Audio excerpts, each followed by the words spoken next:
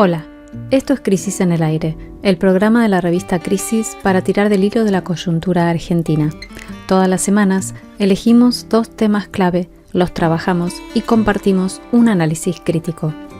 Hoy conducen Natalia Gelós, Mario Santucho, Facundo Iglesia y Nicolás Perrupato. Este programa fue transmitido en vivo por FM La Tribu. Si querés escucharnos en directo, podés sintonizar FM 88.7 o fmlatribu.com los viernes de 14 a 16 horas. Hoy, en el episodio 246, el espeluznante humo del gemelo digital y los nuevos desocupados de la Patagonia.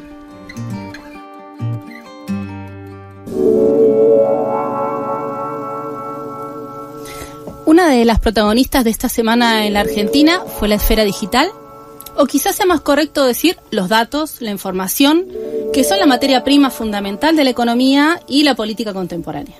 Varias noticias y algunas tramas que se mantienen ocultas pusieron en el tapete la pregunta por quién va a modelar o a manipular nuestro ciberespacio, ese ecosistema virtual donde transcurren la mayoría de las interacciones que hacemos en el presente. Así que a este fascinante dilema vamos a dedicar hoy nuestro primer bloque de Crisis en el Aire. Empecemos por el anuncio rimbombante que hizo el viernes pasado, el viernes 22 a media mañana, el presidente Milei en su cuenta de Twitter, de X, y ahora cito textual. Decía: el Ministerio de Capital Humano presenta el gemelo digital, un cambio de paradigma en la política social con el uso de inteligencia artificial. Cerramos la cita. Era un tuit que iba acompañado de un video de 1 minuto y medio que explicaba de qué se trataba. El gemelo digital integra, dicen, datos reales para simular, anticipar y optimizar políticas públicas.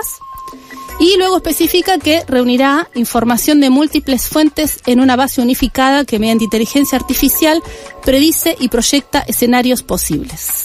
También dice que convocaron los principales actores del mundo, esto es lo que dicen ellos así textual, para construir el primer modelo global de un Estado que anticipa. Miedo, ¿no? Mínimamente. Sí, porque construir un Estado de este tipo sería todo lo contrario del ideal libertario, libertariano, como se llame. En fin, bueno, volvamos.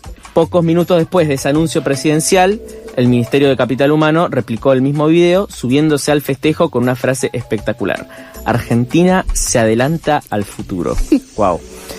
Y 2 horas más tarde, el Ministerio de Defensa publicó otro post, esta vez en una red social un poco más olvidada, Facebook, para no quedarse atrás. Yo creo que debe ser la red social que ven los militares. Ah, tenés razón, debe ser. Ahí aparecieron datos de empresas involucradas en otro proyecto de gemelo digital, o el mismo, no se entendía en ese momento. Lo que decía era que el ministro Carlos Presti se mostraba en fotos participando de una, entre comillas, demostración de sistemas de inteligencia artificial para las Fuerzas Armadas, presentado en el marco de la cooperación con los Estados Unidos por, y ahí pasa a nombrar a las empresas, Arsoft, junto a sus empresas asociadas, MidCai y XRF.ai, o sea, Artificial Intelligence, inteligencia artificial, y Grupo Areco. En ese mismo mensaje, el Ministerio de Defensa decía que estaban pergeñando con esas empresas un gemelo digital que, como digo, no se entiende si era el mismo, otro, o qué. Obviamente esta catarata de anuncios causó estupor en los medios y especialmente entre los analistas que siguen los asuntos tecnológicos, porque confirmaba los peores temores. Le preguntamos qué podía significar para nuestros datos la instauración de un gemelo digital de este tipo a Beatriz Busaniche, que es integrante de la Fundación Vía Libre, uno de los colectivos que siempre está atento a las derivas autoritarias de la manipulación de los datos personales. Escuchemos lo que nos dijo.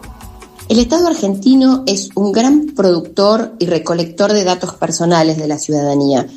Esos datos personales están distribuidos en múltiples áreas del Estado: ANSES, ARCA, tu situación patrimonial, impositiva, tu situación filiatoria, laboral, tu situación de salud. Muchos de los datos de salud están en poder del Ministerio de Salud. Ahora, por ejemplo, con la base de datos de recetas, las historias clínicas centralizadas, tus datos de migraciones cada vez que entras o salís del país. La clave de esos datos es que están compartimentadas, es que son datos que están separados y que deberían, si el Estado cumpliera la ley, ser usados exclusivamente para la finalidad para la que fueron recolectados y en el marco en el que fueron recolectados. Lo que podría pasar, si se avanza con este proyecto de gemelo digital, es que esas bases de datos se empiecen a entrecruzar, se arme una gran base de datos con toda esa información que puesta en conjunto es muy peligrosa y que además se le ceda a alguna entidad privada. Todos sospechamos que puede ser cedida a Palantir por la presencia de Peter Thiel en Argentina, por el hecho de que Palantir vende un servicio llamado gemelo digital, o sea, las casualidades no existen en este escenario, y esos datos puestos en una gran maquinaria de inteligencia como es el sistema de Palantir, permiten inferir cosas sobre nosotros y tomar decisiones sobre nosotros. ¿En qué pueden afectar? Y todas estas ideas ya han sido materializadas, hay otros países en los que estas cosas se han hecho, pueden servir para tomar decisiones sobre políticas sociales, por ejemplo, el recorte de programas de asistencia, el recorte de programas de salud, el recorte de programas vinculados con asistencia al trabajo, la persecución o el control más milimétrico de grupos que pueden presentar algún tipo de amenaza a los intereses del gobierno, organizaciones sociales, organizaciones sindicales, organizaciones de base, pueden suponer un seguimiento quirúrgico de quienes reciben, por ejemplo, algún tipo de subsidio y ser recortado, es decir, pasar de la gran motosierra a un bisturí. Estas cosas ya se han probado, casos evidentes, conocidos, el ICE que persigue migrantes en los Estados Unidos, toda la inteligencia detrás de ICE está provista por Palantir, pero hay otras tecnologías también en los Países Bajos. Se utilizó para evaluar el riesgo de estafas a la seguridad social con un resultado catastrófico para las comunidades más desaventajadas que residen en ese país, sobre todo comunidades migrantes. Es decir, los riesgos son altísimos y además nadie autorizó al Estado a entregar nuestra base de datos a un privado y de hecho la Corte Suprema le ha puesto un límite a lo que el Estado puede hacer con los datos de los argentinos. Bien, la escuchábamos entonces a Beatriz Busaniche de Vía Libre, analizar un poco lo que significó, o sea, cómo se leyó en general los anuncios hechos, ¿no? Hasta ahí más o menos lo que había, el estado de ánimo que se generó y la de preocupación que se generó a partir del viernes, durante todo el fin de semana, a partir de los anuncios. Bien, nosotros también un poco alarmados nos pusimos a investigar con todo para ver cuál era el alcance y la naturaleza de estos anuncios. Acá un compañero que investiga temas como estos, desde el principio tuvo una sospecha. Dijo, esto ya varias veces pasó que hay grandes anuncios. Sin embargo, empezamos a conseguir material, a hablar con gente. Conseguimos un documento interno del Ministerio de Defensa que es básicamente un informe muy pormenorizado de lo sucedido en esa demostración, ¿no?, de las empresas sobre cómo se estaba construyendo, o la propuesta de construir un gemelo digital que el ministro Pesti de Defensa había anunciado en Facebook. Y bueno, en ese documento, en ese informe, se hablaba de otro dato que hasta ahí alimentó nuestra alarma, y es que la tecnología del gemelo digital se plantea utilizar no solo en capital humano y no solo en defensa, que fueron los dos ministerios que anunciaron que estaban construyendo gemelos digitales, sino, como decía Busaniche, ¿no?, el temor de Busaniche también iba a incluir los datos de seguridad, de salud, de educación, de justicia, de ciencia y tecnología e incluso en economía. Todos estos ministerios, todas estas áreas estaban nombradas en ese informe concretamente como proveedores de los datos que van a constituir este gemelo digital. O sea, como decía antes, el temor de Busaniche, que se integren todos esos datos que en realidad están pensados para estar segmentados. Se trata de todos los datos del Estado Nacional que van a estar a merced de esta tecnología digital provista, en principio, según dice ese informe, por empresas extranjeras. El documento se titulaba Cooperación con los titulado Cooperación con los Estados Unidos, aclara que el programa tiene el respaldo del gobierno de los Estados Unidos y que las empresas son proveedoras oficiales del Departamento de Guerra de ese país. Complicado. Bueno, cada vez se complicaba más el asunto. Sin embargo, empezamos a rascar un poco más y llegamos a la conclusión de que hay mucho humo en el ambiente. En primer lugar, esa demostración, entre comillas, que publicó el ministro Presti era apenas eso. Una exhibición para ver de lo que son capaces esas empresas, para ver si el Estado en algún momento compra la tecnología. Ni siquiera está aún en desarrollo. Le preguntamos, de hecho, al vocero del Ministerio de Capital Humano qué onda, en qué estado estaba este proyecto, y nos respondió textual lo siguiente: estamos en una etapa preliminar. No se contrató ni se van a contratar empresas. Claro, todo esto a partir del miedo o de la sospecha que muchos teníamos de que por ahí Palantir podía llegar a estar metida. Bueno, después aparecieron estas otras empresas que no eran Palantir, pero que también eran norteamericanas y que trabajan con el Ministerio de Defensa. Bueno, lo que aclaró el Ministerio de Capital Humano es que ninguna. O sea que supuestamente no van a contratar empresas. El miércoles, la cuenta de ese mismo ministerio, este último miércoles, confirmó a través de un comunicado lo mismo que nos había dicho el vocero, que el gemelo digital es por ahora una, entre comillas, iniciativa. O sea, ni siquiera un proyecto, una iniciativa. Claro, ese preliminar es muy difuso, ¿no? ¿Qué significa? Dijo que está en una etapa preliminar, el comunicado oficial, que lo van a desarrollar, y acá cito, con recursos humanos y equipos técnicos especializados propios, sin recurrir a contrataciones integrales de empresas. Bueno, un último comentario al respecto. Nosotros conocemos un poco las capacidades actuales que tiene ese Ministerio de Capital Humano, específicamente en el tema de los datos, luego del desguace, además, que hicieron con ese ministerio, y la sensación es que va a ser difícil que logren hacer algo amenazante realmente con sus propias capacidades y sin el auspicio de grandes empresas tecnológicas yanquis. Sí, más miedo da que se les filtren todos nuestros datos a que puedan construir un estado vigilante, digamos. Sí. Bien, el anuncio del gobierno tuvo lugar pocos días antes de que se publicara este lunes la carta encíclica del Papa León XIV, que se tituló Magnificat Humanitas, sobre la custodia de la persona humana en el tiempo de la inteligencia artificial. Fue un texto comentadísimo sobre la revolución digital en curso. Ahí en la encíclica el Papa dice que la tecnología no es una solución a los problemas de la humanidad, estoy citando acá, ¿no? Como tampoco es un mal en sí, pero concretamente no es neutral, porque toma el rostro de quien la concibe, la financia, la regula, la utiliza, y además dice que la elección primaria no es entre un sí o un no a la tecnología, sino entre construir, de vuelta citamos, un poder que pretende dominar el cielo, o un pueblo que, en presencia de Dios, se pone a trabajar unido para levantar de nuevo las murallas de la convivencia fraterna. El Papa insiste en que ni la promesa de progreso inherente a la IA, ni los proyectos transhumanistas y posthumanistas van a sustituir jamás la verdad bíblica de que, volvemos a citar la encíclica, la humanidad prospera no a pesar de sus limitaciones, sino a menudo gracias a ellas. Bien. Milagros Micheli es informática y socióloga argentina que fue nombrada por la revista Time como una de las 100 personas más influyentes en la IA, y ella destacó algunos pasajes de esta encíclica en su cuenta de Twitter. Por ejemplo, para repasar algunos, el Papa dice que la IA no es inmaterial ni mágica, sino que sus respuestas vienen de una larga cadena de mediaciones, de una extensa red de recursos naturales, de infraestructuras energéticas y sobre todo de personas. Y Milagros afirma justo esto, ¿no? Que no hay una inteligencia artificial ética sin discutir el trabajo y la explotación que la sostienen. Y el Papa además alerta sobre la concentración de poder y rompe el mito con de que la IA como sinónimo de productividad. Lo que pone el foco justamente es en la guerra y en el riesgo de que la tecnología, separada de la ética y de la responsabilidad, haga más rápida e impersonal la decisión sobre la vida y la muerte, y presente el uso de la fuerza como una opción inmediata y viable. Ahí estábamos citando de nuevo.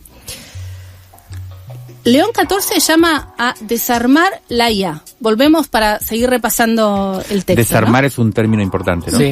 Sí, fuerte. Que dice, sustraerla a la lógica de la competencia armamentística, que hoy ya no es solo militar, sino económica y cognitiva. Uh-huh. Bien, esto lo hizo en un acto, digamos, sí, el equivalente en las lenguajes del... Sí. Entre los invitados estaba Chris Sola, que es cofundador de Anthropic, que es una de las principales empresas de IA del mundo. Y esto, bueno, fue leído tanto de manera positiva como negativa, justamente porque estaba ahí en el centro de la escena de lo que se estaba discutiendo en ese momento. Le preguntamos a Juan Grabois, que es un referente político del Frente Patria Grande, es uno de los principales difusores del legado del Papa Francisco, y fuimos con él entonces con esta pregunta de cómo lee la primera encíclica del nuevo Papa, y esto nos dijo. La encíclica de León XIV se inscribe en la tradición humanista del sector de la Iglesia que sigue a Francisco. Está organizada en 5 capítulos. Los 2 primeros son raconto de la doctrina social de la Iglesia, en particular a partir de la encíclica Rerum Novarum, que de alguna manera inicia la sistematización de esta doctrina y que trataba sobre la situación calamitosa de la clase obrera en el siglo XIX, y que desde ese momento se va desarrollando hasta alcanzar un punto cúlmine en el magisterio del Papa Francisco con su planteo de una renovación ecosocial de un mundo en crisis. La encíclica no es sobre la inteligencia artificial, la encíclica es sobre el hombre, la mujer, la naturaleza en tiempos de la inteligencia artificial, y trabaja fuertemente la relación entre tecnología, poder y la persona humana, buscando plantear la importancia de custodiar la humanidad en este proceso de transformación, y en particular 3 elementos: la verdad, el trabajo y la libertad. La verdad en tiempos de la posverdad y la capacidad de construir narrativas ficticias que dominen a los pueblos a través de los medios de producción tecnológicamente avanzados. El trabajo, que si se mira únicamente a partir del rendimiento, la disrupción y la hiperproductividad que va a generar el avance tecnológico puede crear otra tendal de excluidos en el mundo, que ya son demasiados. Y la libertad, en tanto el extractivismo cognitivo y el secuestro, la atención que generan los dispositivos tecnológicos.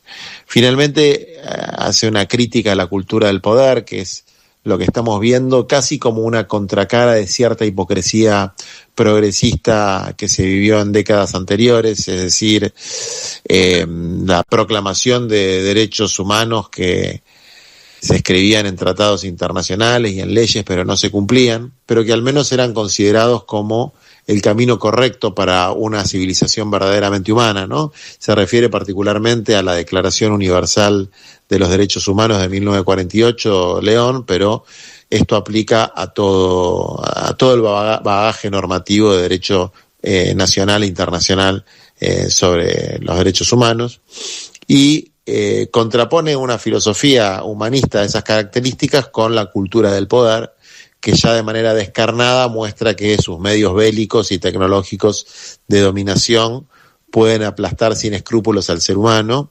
Desde mi punto de vista se refiere muy particularmente a la política de Donald Trump, a lo que pasa en Palestina y a estos instrumentos bélicos que ya están tan despersonalizados, donde pareciera ser que quienes los aplican y quienes deciden la vida y la muerte de cientos de miles de seres humanos delegan su responsabilidad en armas automatizadas. Así que es muy importante leerla completa y tener un elemento más desde el humanismo cristiano para una reflexión crítica sobre los tiempos que atravesamos.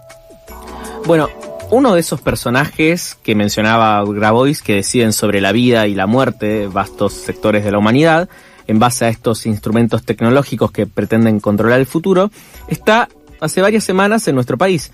Se llama Peter Thiel, es el dueño de una empresa muy importante en lo relativo a gemelos digitales, entre muchas otras cosas, al punto que diseñó los que utiliza el Estado yanqui y no sabemos bien qué anda haciendo por acá. Top secret. Parece muchísima casualidad realmente que el gobierno argentino justo haga estos anuncios estando Thiel acá y que Palantir, la empresa de él, no tenga nada que ver. Hay quienes dicen que varias de las leyes que el Poder Ejecutivo, mandó al Congreso Nacional en estos últimos días tienen que ver con este personaje, como por ejemplo, el llamado Super RIGI, el Super Régimen de Inversión Régimen de Incentivo, para las grandes inversiones, un nuevo régimen que busca atraer inversiones de más de $1.000 millones de industrias tecnológicas vinculadas a inteligencia artificial, data centers, biotecnología, semiconductores, etcétera. O sea, sería un RIGI para inversiones más grandes. O también está la ley de inviolabilidad de la propiedad privada, que les da a los gobernadores libertad para que definan por su cuenta el límite de venta de tierras a extranjeros. Bueno, en la revista Crisis estamos investigando lo que no se debe. ¿Qué carajo está haciendo Peter Thiel en Argentina? No vino acá a jugar al ajedrez, digamos. Nuestra compañera Gilda Isurieta anda tirando ese hilo, a ver si publicamos una buena nota en el próximo número de la revista. Le preguntamos qué pudo entrever hasta este momento y esto nos dijo. La pregunta sobre qué hace Peter Thiel en Argentina está sin resolver, ¿no? Parece como si tuviera un manto de misterio ahí.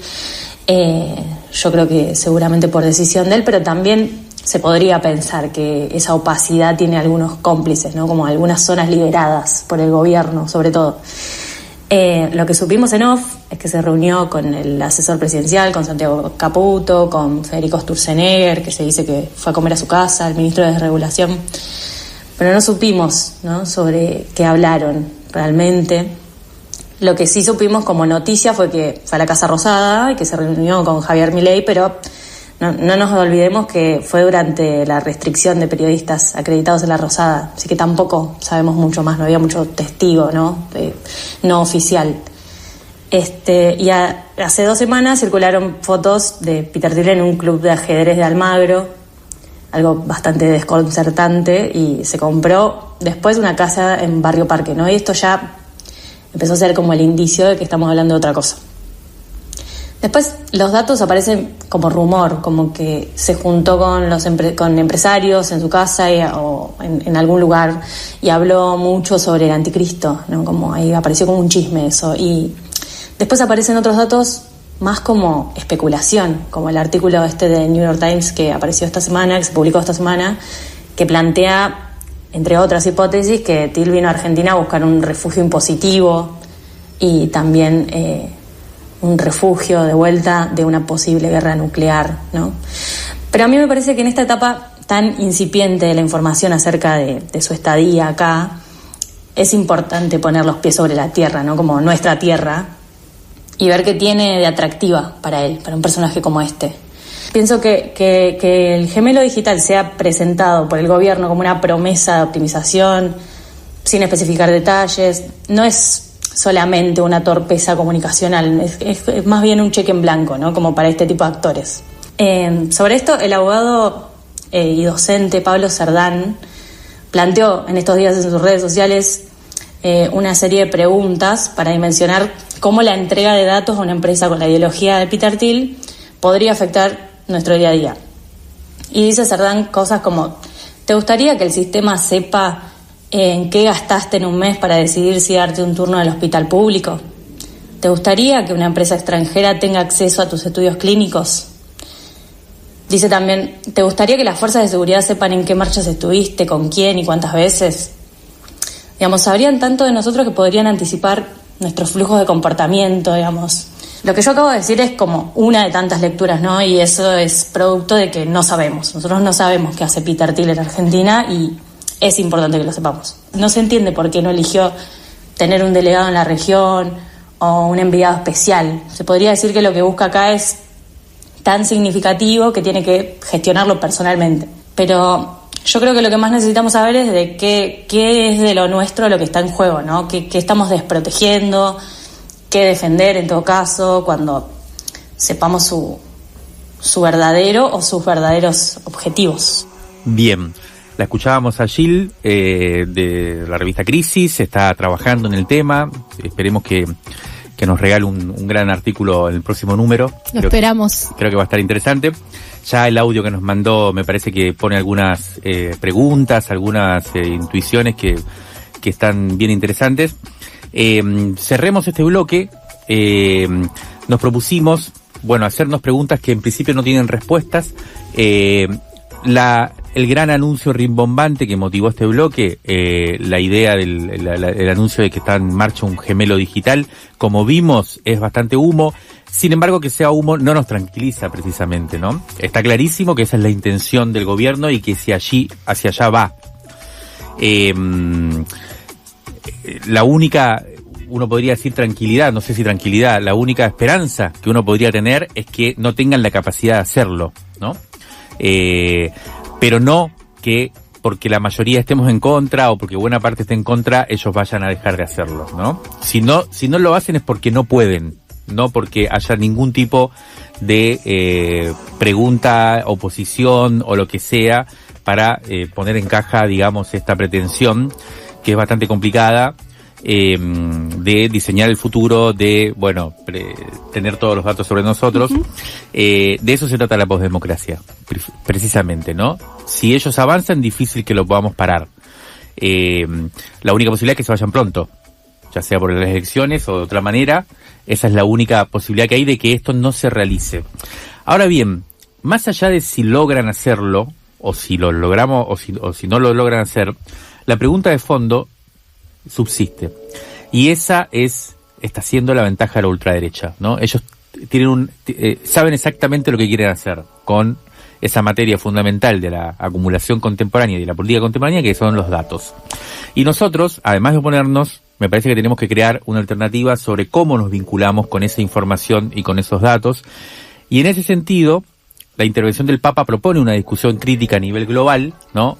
Llama, como suele suceder con los papas, a la conciencia, a que discutamos el horizonte de la humanidad, pero nosotros acá ya estamos trabajando en algo que puede ser pensado como antagónico a la idea de un gemelo digital.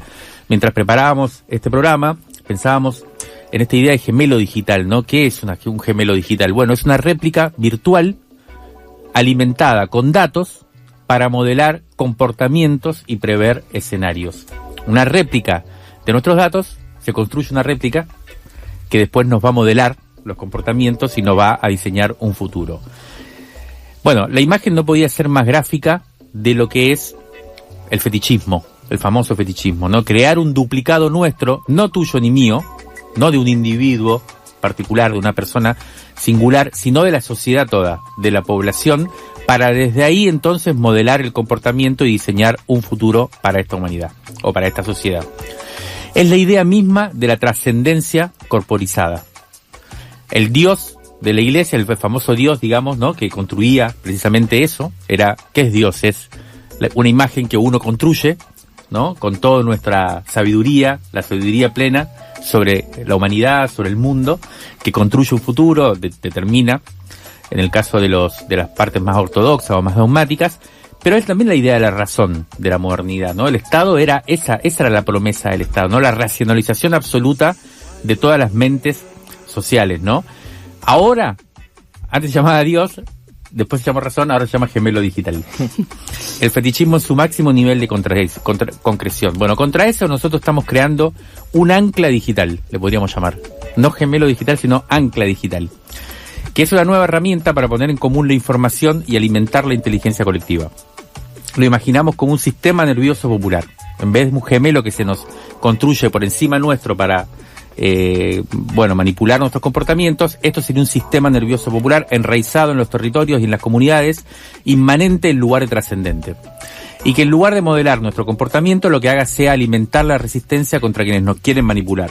Y que en lugar de diseñar nuestro futuro, aspire a socializar las fuerzas productivas del presente, que son sobre todo los datos, para que el propio soberano determine su porvenir. Atención con este anuncio, que se llama Áncora.red, y está más avanzado en su desarrollo que el espeluznante gemelo del gobierno postdemocrático. Más noticias sobre este anuncio en la presentación de la revista el próximo domingo 7 de junio a las 19 horas en la Casona de Flores. No falten.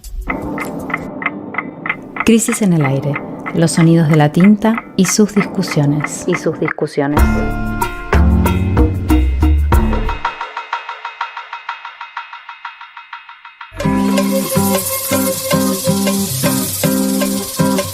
Esta semana volvimos de un viaje por la provincia de Santa Cruz con Nico Perrupato, que acá acaba de sumarse a este segmento. Bienvenido, Nico. Hola, ¿cómo andan? ¿Cómo va? En esta recorrida por esta provincia puede verse la cara más cruda de la crisis que atraviesa todo el país. Y en este bloque entonces de nuestro programa vamos a repasar un poco la situación porque es sintomática de algo más profundo que ocurre también en otras partes. Vamos a ver qué tiene de diferente, vamos a poder pensar qué tiene de común la malaria que se vive allá y también vamos a tener a los desocupados como protagonistas. Situémonos en dos geografías bien concretas. Por un lado, la cuenca del Golfo San Jorge, de donde históricamente provinieron la mayoría de los hidrocarburos, hasta la era de Vaca Muerta.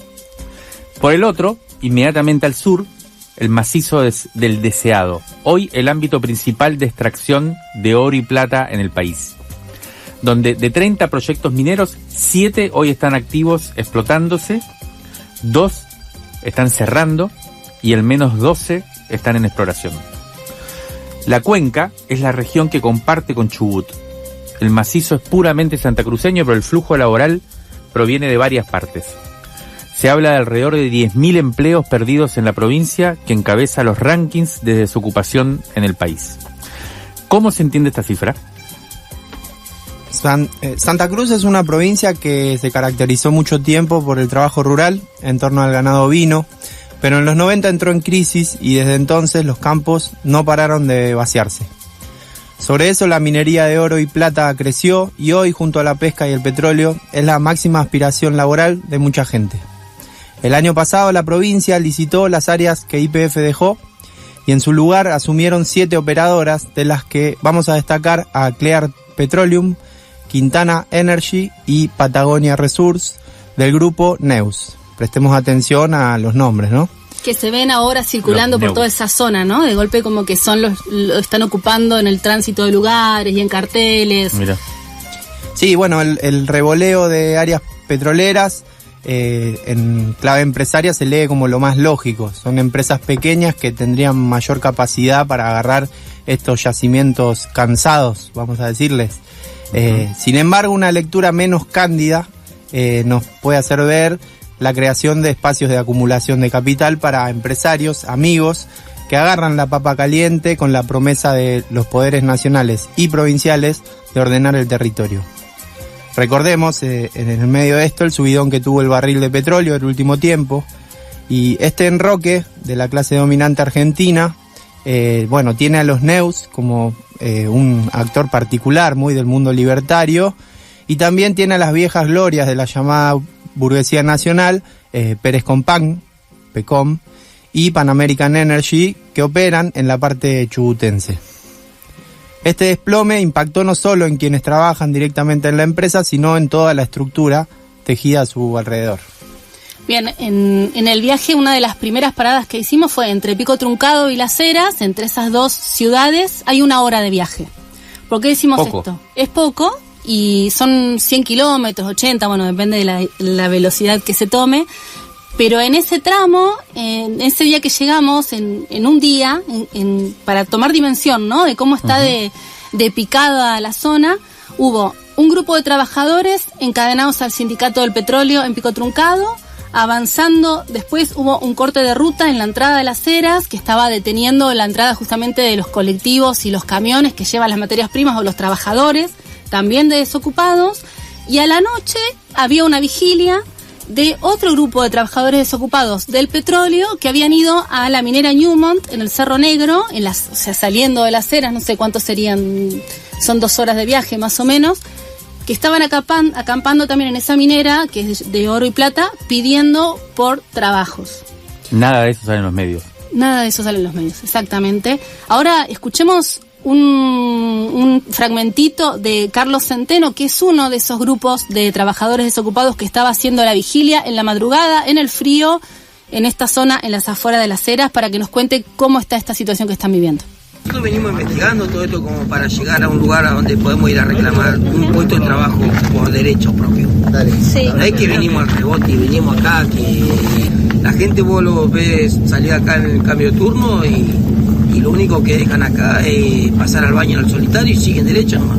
Realmente hoy en día como bajó la industria del petróleo, de la obra civil, se bajó la obra de la UOCRA, lo que es camionero tiene menos banca porque acá camionero no es como en Buenos Aires, en otro lado, acá camioneros eran todos empleados del petrolero, te hacen contrato medio a medio, entonces nunca tenés una antigüedad laboral, entonces cuando te quieren echar no necesitan ni preaviso, ¿viste? Se terminó el contrato y te dijeron no te lo renovamos y nos vemos.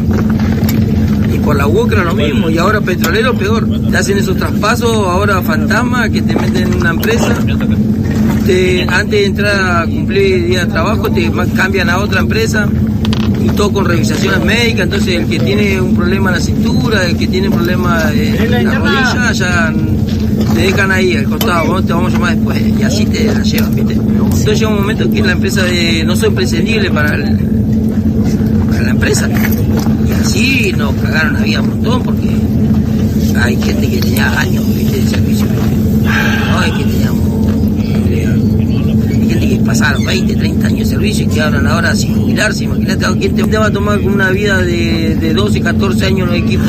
Si los equipos acá convencionales eran todos sacrificados, ¿entendés? Toda masa y dale que va nomás, todo era fuerza bruta.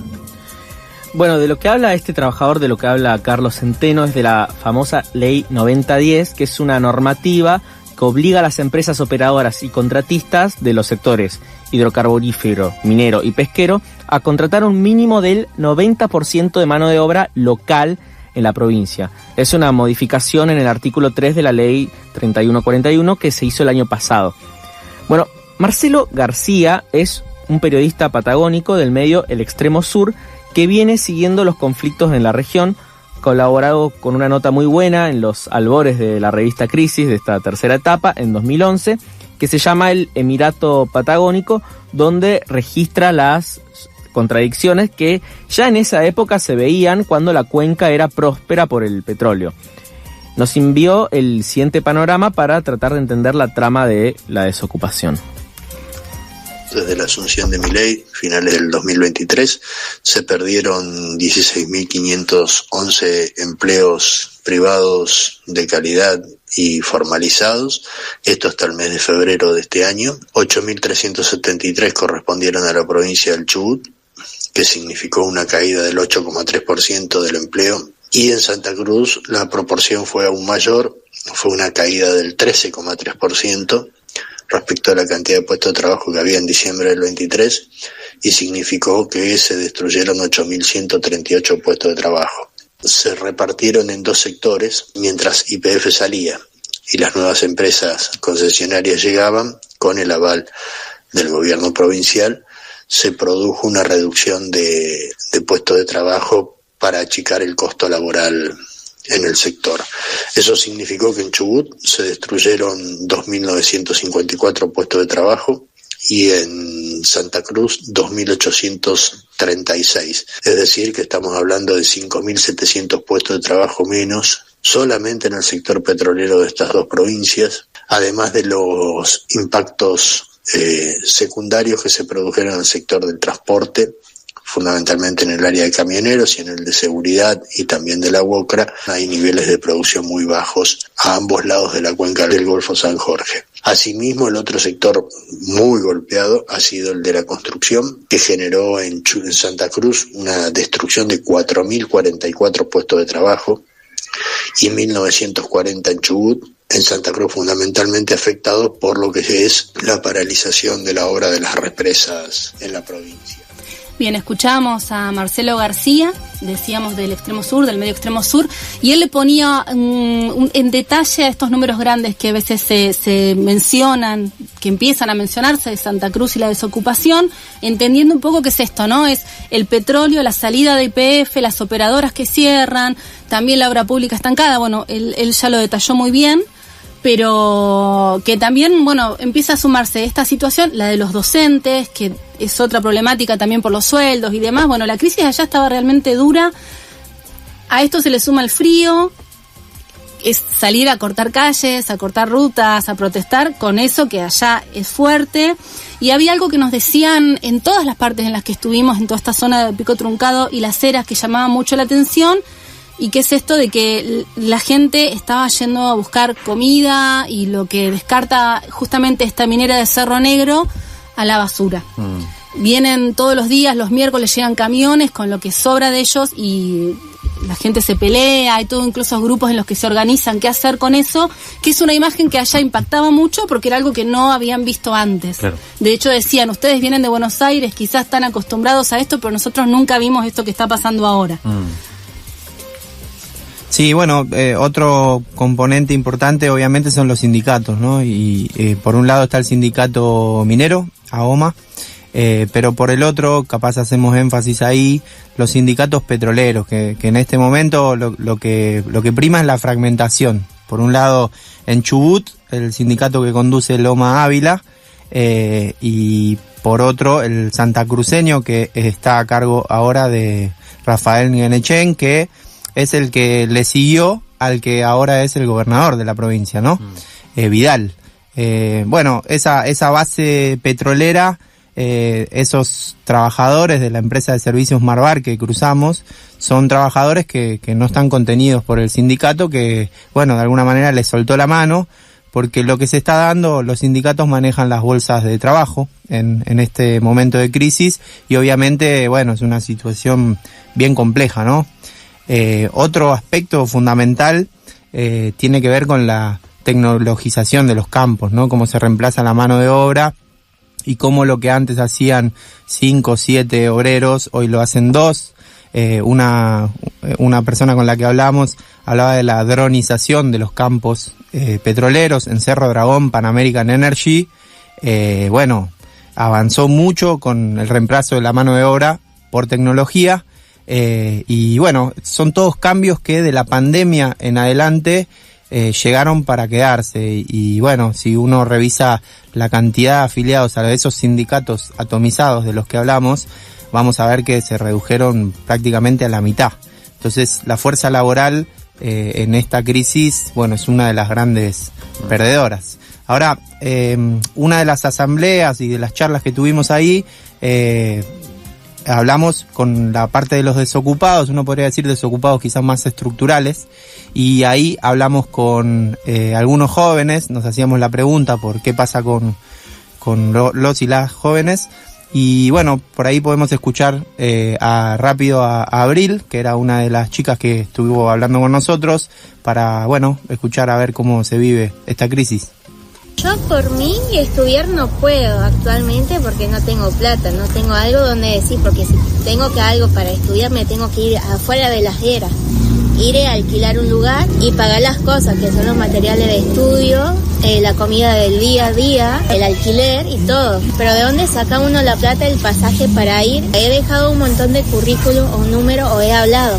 Y mucha gente me han dicho que no me van a poder contratar porque no están vendiendo los insumos que tienen, sus mercaderías, y no están teniendo ganancias porque hay mucha gente que se fue y no hay casi como que, o sea, tienen ahí las cosas porque no se está vendiendo los locales, la ropa, la comida.